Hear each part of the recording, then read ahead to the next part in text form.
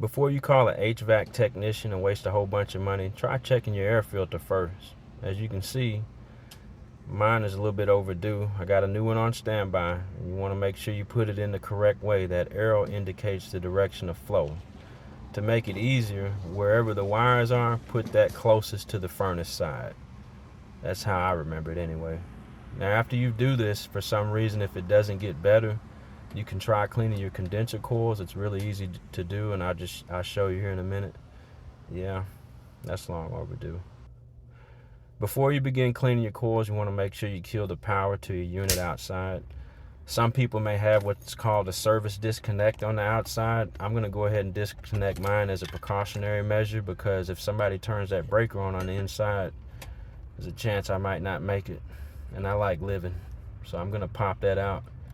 If for some reason you're doing this and you don't have a service disconnect on the outside, you just want to make sure that nobody can access that panel and nobody turns it on while you're doing this. You don't have to be an HVAC technician to do this. Anybody can do this. It's really simple.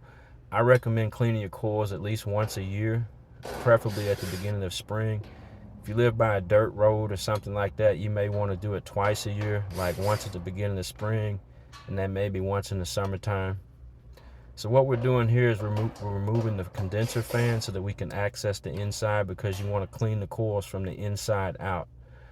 You want to be very careful when you're lifting this fan up. You don't want to damage the blades and you don't want to damage the wiring. You just want to move it up nice and easy and get it nice and secure so that you can access the inside. So now that we have access to the inside, looking at these coils, they don't look bad from the inside, and that's because all the stuff is on the outside. That's grass, dust, all kinds of stuff.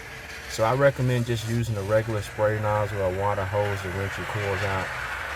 Do not use a pressure washer. If you use a pressure washer, you're going to damage your unit.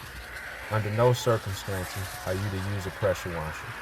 If your flow is coming through like this, then you don't need coil cleaner. Coil cleaner will damage your coils over time. If it's not coming through like this and you do have to use coil cleaner, just make sure you use it according to the manufacturing specifications. And when you rinse that stuff off and you think you've got it clean, continue to rinse probably for another 10 minutes. Now that it's all nice and clean and shiny, it's time to button it back up. You can see through those little fins. It's going to have great airflow. On a side note, I do build cages for HVAC units to secure them, because here in North Little Rock people like to steal them. So hit me up if you're interested in purchasing one for your unit. I promise you, you'd rather pay my price than to pay the price of replacing one of these things. So now we're just buttoning it back up. Don't go crazy putting these screws back in. It's just sheet metal. And you're probably going to be back in here again next year. So just take it easy. So now we're going to put our plug back in our disconnect. Just like that. We're almost done. And as I stated before, this is North Little Rock.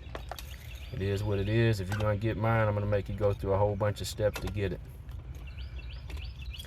Then you just turn the power back onto your compressor and you're good to go. Thank you for watching.